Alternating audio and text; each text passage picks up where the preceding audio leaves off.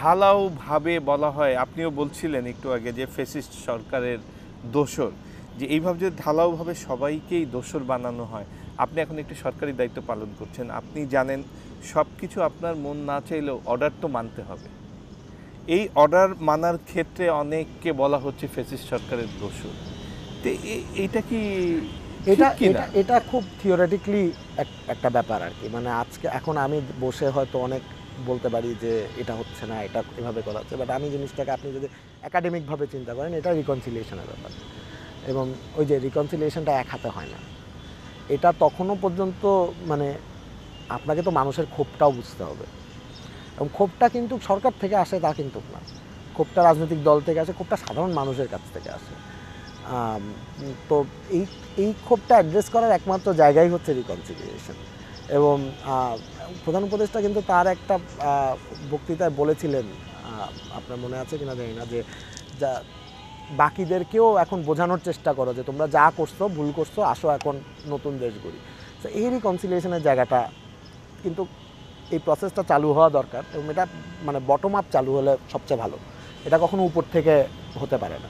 কারণ আমি প্রশ্নটা এই জন্যই করলাম, যেহেতু সাংবাদিকতা করি, আমাদের কাছে অনেক তথ্য আছে, অনেক ডিসি এসপি ব্যক্তিগতভাবে তাদের অসততার কোনো অভিযোগ নেই, কিন্তু দেখা গেছে বিগত দিনে যে 3টি নির্বাচন হয়েছে, নির্বাচন নিয়ে তো অবশ্যই প্রশ্ন রয়েছে, কিন্তু তাদের তো সরকারি দায়িত্বের কারণেই তাদের সেই দায়িত্বগুলো পালন করতে হয়েছে, সরকারি অর্ডারের কারণে।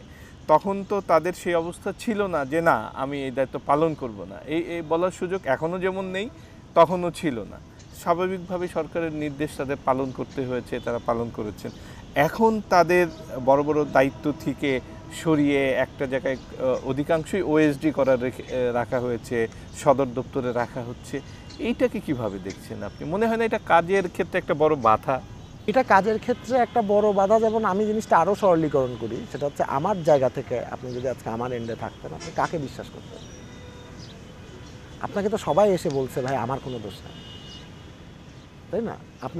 আপনি আমার জায়গায় এখন, আপনি ধরেন আপনি প্রধান উপদেষ্টা, ডেপুটি প্রেস সেক্রেটারি, আপনি কাকে বিশ্বাস করতেন? আপনার কিন্তু কাউকে বিশ্বাস করার মানে আপনি এমন একটা জায়গায় আছেন এবং এমনভাবে এই জায়গাটা এসছেন যে আপনি কিন্তু, আপনাকে সবাই এখন প্লিজ করার চেষ্টা করবে, সবাই বলবে যে ভাই দোষটা ওর, দোষটা আমার না। কিন্তু আপনি এটা ন্যাভিগেট করবেন কীভাবে সেটা চিন্তা করেন। আমি বললাম তো it's a very tricky question, যে এটার কোনো সরল উত্তর নাই। সো এটাকে একাডেমিকভাবে চিন্তা করতে হবে যে এটা আসলে রিকনসিলিয়েশন ছাড়া কোনো উপায় নেই। আচ্ছা, প্রশ্ন উত্তর বাদ দিয়ে যদি আমরা সবাইকেই এই যে এখন একটি সংস্কার বা নতুন দিনের আশায় আপনারা চলছেন, সেটার সঙ্গে সম্পৃক্ত করা যায় না? সেটা এই ট্রেনে তাদেরকে উঠিয়ে না, দেওয়া যায় ওইটাই না? তো বললাম যে এই রিকনসিলিয়েশনটা বটম আপ হইতে, এবং এক হাতে তালি বাজে না তো, রিকনসিলিয়েশনটা ওখান থেকে আসতে হবে, তো কাউকে তো বলতে হবে, নাকে খত দিতে হবে যে আমরা ভুল করছি। এটা তো এখনো পর্যন্ত শোনা যাচ্ছে না। মানে আমরা তো বললাম যে আমরা অন্তর্বর্তীকালীন সরকার আওয়ামী লীগকেও ব্যান করেনি, অন্তর্বর্তীকালীন সরকার কিন্তু কোনো জায়গায় বলে নাই যে আওয়ামী লীগ নির্বাচন করতে পারবে না। আমার কথা হচ্ছে যে তাহলে এবার আমি ওখান থেকে কি দেখছি?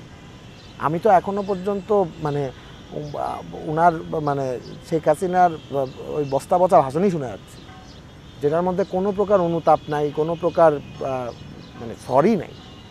সো আপনি মানে এটা তো এক হাতে কখনো তালি বাজবে না। আচ্ছা, আমরা আবার একটু গণমাধ্যমে ফিরি। এখন পর্যন্ত যতগুলো কমিশন হয়েছে, সংস্কার কমিশন, তার মধ্যে সম্ভবত এই গণমাধ্যম নিয়ে যে সংস্কার কমিশনটা হয়েছে, তারাই কিন্তু প্রথম তাদের প্রস্তাবনাগুলো দিয়েছে। তো সেই প্রস্তাবনাগুলো নিশ্চয়ই আপনিও দেখেছেন। কি মনে হয়, বাস্তবভিত্তিক কিনা? না, অবশ্যই বাস্তবভিত্তিক। এটা বাস্তবভিত্তিক না হওয়ার কোনো কারণ নেই। এখন কথা হচ্ছে যে কতদূর বাস্তবভিত্তিক এবং কতদূর সময় লাগবে এটা ইমপ্লিমেন্ট করার, that is the big question. গণমাধ্যম, আমার মনে হয় সবাই at the end of the day চায় যে গণমাধ্যম মুক্ত থাকুক। এটা কি সরকারেরও লাভ হয়, সরকারও একটা চেক অ্যান্ড ব্যালেন্সের মধ্যে থাকতে পারে। আমরা কিন্তু সবসময় সাংবাদিকদের বলে আমাদের ভুলটা আপনারা ধরাই দিবেন। আমরা কিন্তু সবার আগে সকালবেলা উঠে 5টা-6টা পেপার পড়ি, এই কারণে যে কোথায় কোথায় ভুলটা হয়েছে এটা বলার জন্য। এবং ওই ব্যাপারটা থাকলে মানে গণমাধ্যমই এখানে সরকারকে সবচেয়ে ভালো চেক অ্যান্ড ব্যালেন্সের মধ্যে রাখতে পারে। আমার কাছে মনে হয় যে এটা ইমপ্লিমেন্ট না হওয়ার কোনো কারণ নেই। এটা এখন রাজনৈতিক দলগুলো হয়তো বুঝবে যে এটা কতটুকু ইমপ্লিমেন্টেশন হবে, কতটুকু অন্তর্বর্তীকালীন সরকার করবে, কতটুকু পরে করবে।